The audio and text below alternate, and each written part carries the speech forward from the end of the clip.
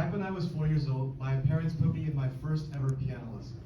Now, I could make something up about how amazing I thought it was and how much fun I had. When I was 4 years old, I don't think I even knew my name. In reality, what I do recall is quite the opposite.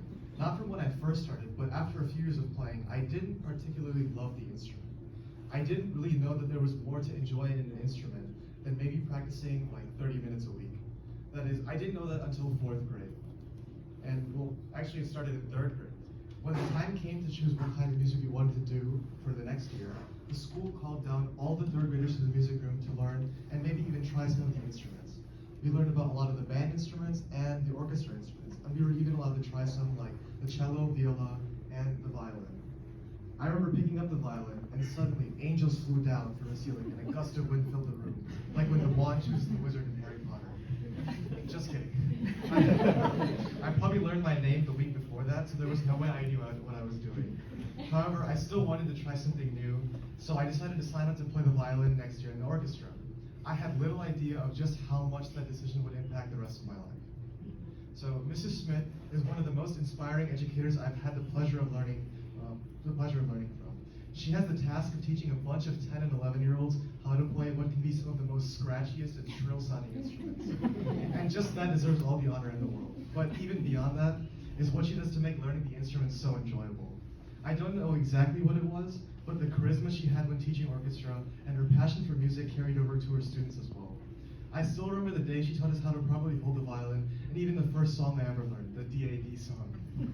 There were probably 1,000 things I was doing wrong, yet I only have positive memories of my experiences with Mrs. Schmidt in and even out of Brookell. She even presented opportunities for us to grow as musicians outside of school as well, but not without her support. I recall the day Mrs. Schmidt mentioned the Milwaukee Symphony Orchestra, or MISO to me, and how it was an after-school orchestra that would be a nice challenge and help me grow. To be honest, I was quite daunted. I had enjoyed orchestra so far and felt comfortable in that environment because of Mrs. Schmidt, and I wasn't sure how I could do it alone. But that's where I was wrong. I wouldn't be alone. Even on top of having to teach orchestra and lessons that keep developing a curriculum, Mrs. Schmidt offered to help me work through what was at the time the hardest repertoire I had seen yet. Just that itself made me feel like I should try it, as I knew I would have Mrs. Schmidt's support.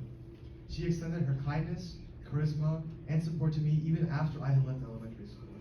I remember how one time I ran into her while I was there for an event for my younger sister, and we talked about how my music life was going.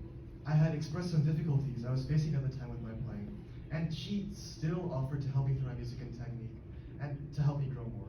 And that really stuck with me. An educator that not only serves her immediate students, but also ones that had long passed through her classroom. That was truly inspiring for me. So, remember how I said in the beginning that I didn't know if there was more to love in an instrument than practicing 30 minutes a week? Well, because of Mrs. Schmidt, I definitely learned what it meant to love an instrument, and I also practiced more than 30 minutes a week. Even with MISO, I had felt very out of place in the beginning, but with Mrs. Schmidt's help, it turned into something I looked forward to every single week. Mrs. Schmidt represents everything that I could ask for in an educator, and she certainly is my most influential one of them. And so now for my gift, it's a cactus. So, for some context, 7 years ago when I graduated from elementary school, I gave Mrs. Schmidt a cactus with a pink flower.